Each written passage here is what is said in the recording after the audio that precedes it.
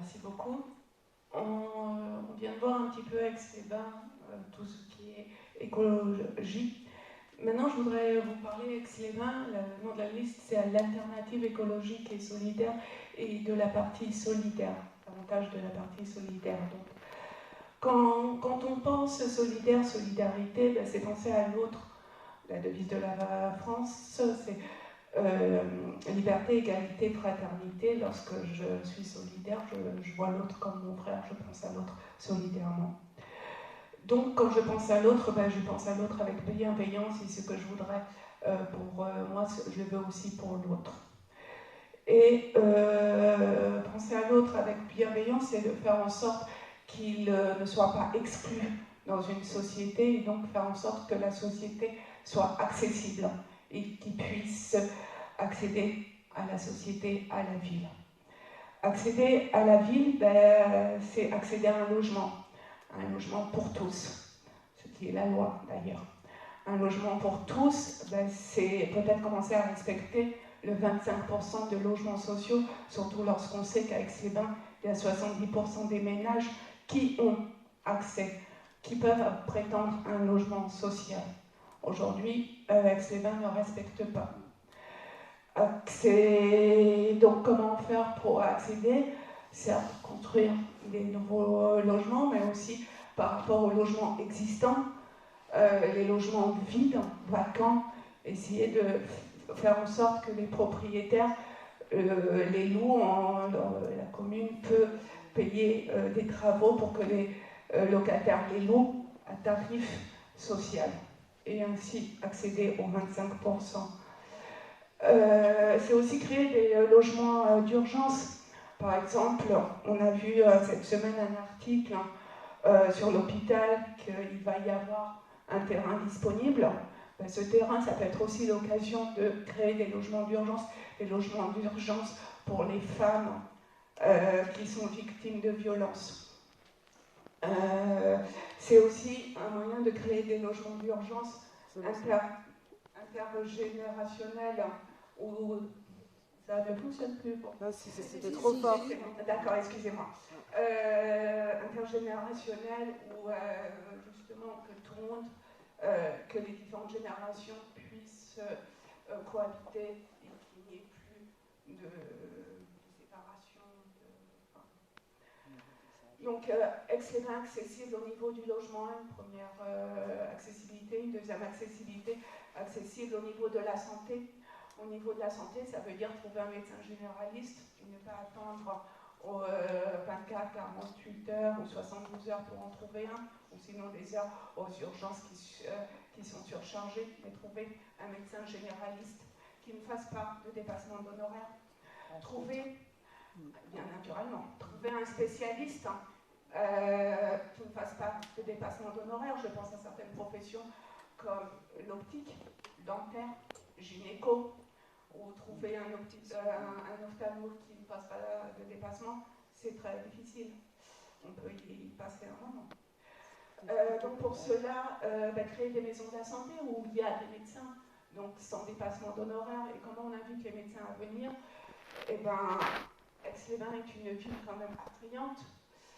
Et lorsque le médecin n'a pas à se soucier de comment il loge, on peut lui proposer qui trouve un logement et qui puisse s'installer, mais en contrepartie, évidemment, il respecte les tarifs de la sécurité sociale pour pouvoir exercer. Aussi s'interroger par rapport à des centres de rééducation. Rééducation suite à un AVC, parce qu'il y a certains centres, je crois, qui vont fermer sur la ville. Accessible, donc accessible donc au niveau du logement, au niveau de la santé, accessible aussi en termes de transport, donc avoir des transports fréquents, des transports avec navettes gratuites, des transports à la demande, pour qu'on ne soit pas dépendant d'une voiture, et surtout pour ceux qui ne peuvent pas conduire, ne soient pas dépendants de rester enfermés chez eux.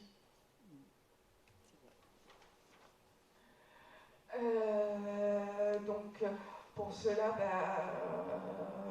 mettre en place des navettes gratuites, densifier les transports en commun, etc. Donc, accessible aussi au niveau handicap. Donc, au niveau handicap par rapport au logement. Je sais que l'État a permis que les logements neufs ne soient plus accessibles que 10%. Je voudrais que cette accessibilité soit à 100% parce que ça avait été voté avant que ce soit enlevé sous le gouvernement Macron.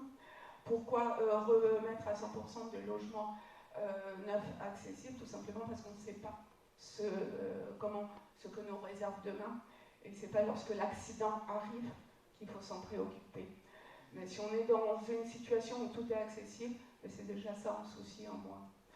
Sinon, accessible aussi les bâtiments publics. Aujourd'hui, dans la ville d'Aix, la mairie, par exemple, n'est pas accessible. Certains mariages ont lieu au Palais des Congrès parce que la salle, le conseil municipal n'est pas accessible aux fauteuils. Donc les bâtiments publics devront être accessibles et respecter la loi qui a été votée en 2005. Accessibilité aussi par rapport à la voirie. Il y a plusieurs aménagements. Aménagement de bandes pour mettre en place les passages de chaussée, aussi par rapport à des feux tricolores avec des voies qui disent vous devez vous arrêter, vous pouvez traverser. Comment? Il y en a eu, ils les ont enlevés. Il faudra les remettre. Par rapport au transport, mettre dans les transports où est-ce qu'on se trouve, ça permet de savoir où on se trouve. C'est utile pour la personne handicapée, c'est utile aussi pour la personne qui est perdue. Mais ça existe déjà. Pas dans tous. Parce que souvent ça ne marche pas, ou alors c'est que les chauffeurs les arrêtent, il faut leur rappeler. En tout cas, pour ceux qui ne sont pas mis en place, que c'est des manières de rendre. Donc aujourd'hui en France, je ne vais pas dire à quel niveau est la ville d'Aix-les-Bains au niveau accessibilité. Il y a certaines villes, par exemple Grenoble est la ville la plus accessible.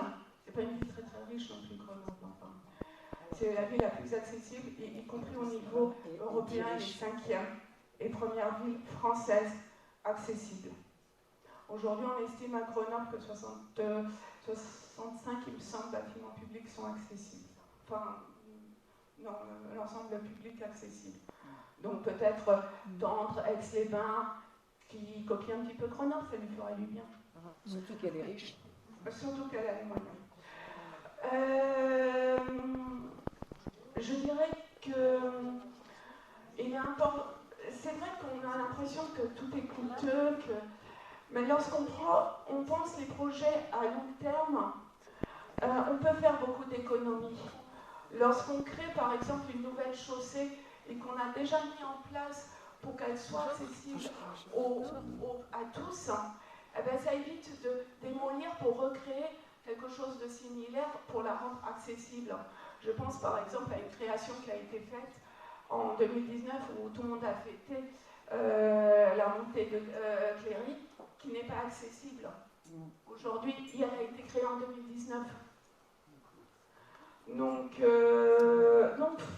pour faire des économies, il faut avoir une vision sur le long terme. Sur le long terme et essayer de répondre aux besoins de tous les citoyens, même les besoins qu'a priori, ils n'ont pas tout de suite, ils peuvent ne pas avoir conscience qu'ils peuvent avoir besoin un jour, on ne sait pas. Et lorsqu'on répond aux besoins, on répond pour tout le monde. Parce que ce n'est pas que les personnes handicapées qui utilisent les différents services, ça peut servir à tout le monde. Et c'est la solidarité et la fraternité.